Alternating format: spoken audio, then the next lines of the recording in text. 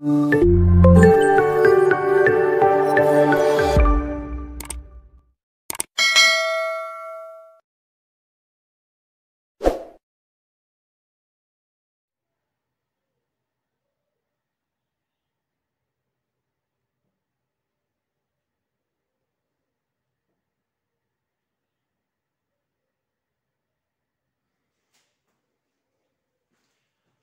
voilà, on continue.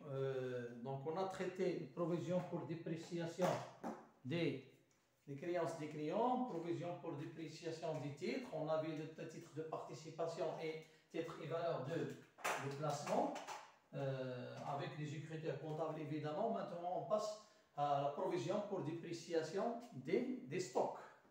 Provision, donc c'est à voir. Provision pour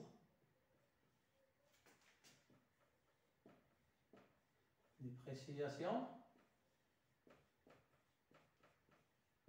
des stocks. Donc ici, lorsqu'on parle des stocks, on parle toujours des marchandises, des matières premières et des produits finis.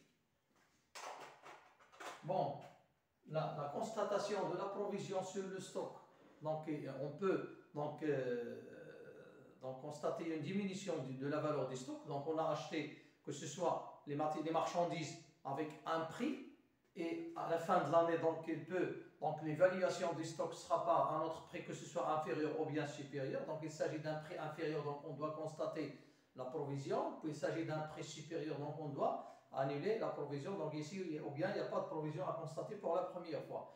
La même chose pour les matières premières ou pour les produits finis fabriqués par l'entreprise. Maintenant, on passe directement le calcul de la provision. Il est déjà donné, ou bien il s'agit d'un pourcentage sur le montant du stock, par exemple, que ce soit un stock, surtout au niveau de l'inventaire, c'est le stock finaux. Mais ici, on verra ça dans des exercices. Donc, on va traiter les stocks et les provisions sur les stocks. On a déjà vu pendant le premier chapitre concernant la comptabilité de la deuxième année, on a déjà traité la régularisation des stocks.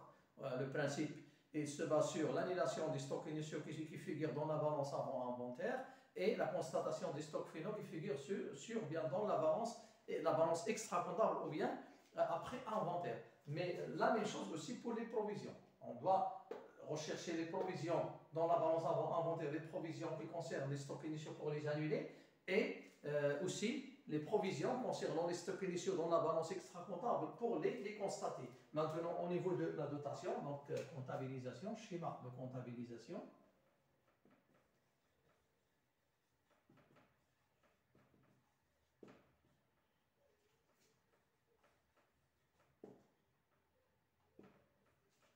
Schéma de comptabilisation. Voilà, pour la dotation, on a augmentation toujours.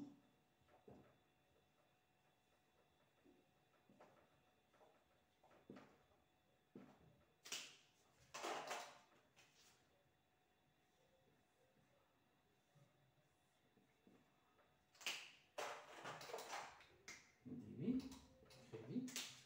Donc ici, provision pour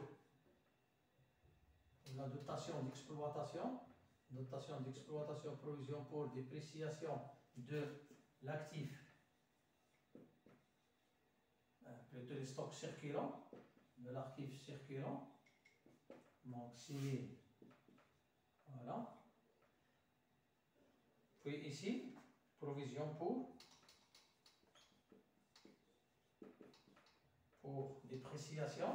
Il peut s'agir, comme on a dit tout à l'heure, dépréciation des marchandises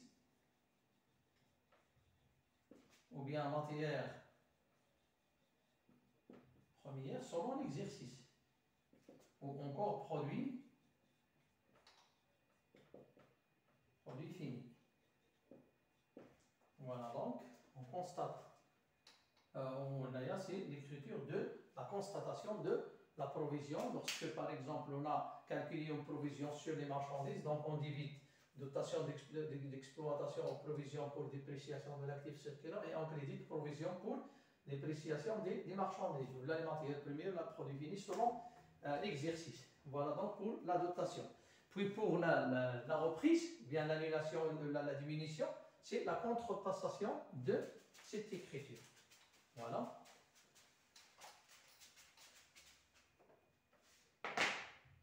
Maintenant, reprise ou bien diminution.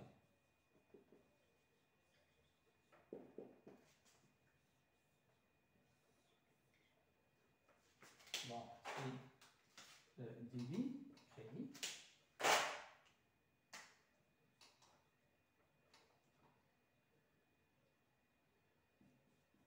Provision pour dépréciation marchandises ou bien des matières premières, ou encore des produits finis. Ici, reprise sur provision pour dépréciation de l'actif